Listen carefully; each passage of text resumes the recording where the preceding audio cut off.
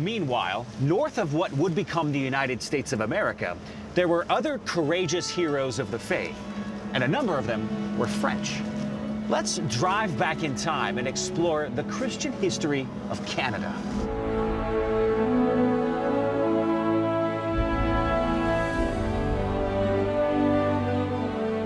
In 1535, Francis I, the King of France, sent explorer Jacques Cartier to find a northwest passage to China.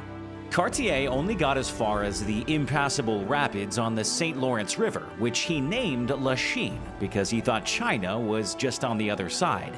Cartier also named the land Canada, which was the Iroquois name for settlements. The two main settlements on the St. Lawrence River were Stadacona, or Quebec City, and Hochelaga, Montreal Island.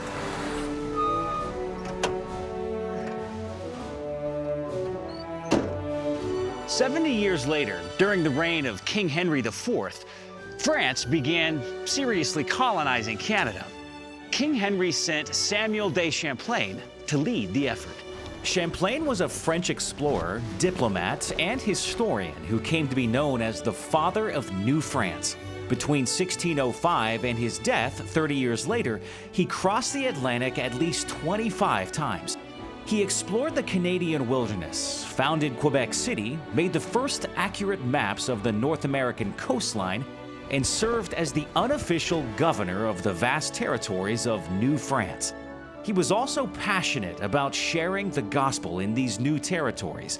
So, on each of his expeditions, he brought Jesuit missionaries wherever he went.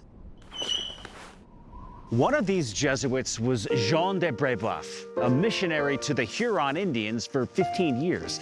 He had a gift for languages and wrote the first Huron dictionary.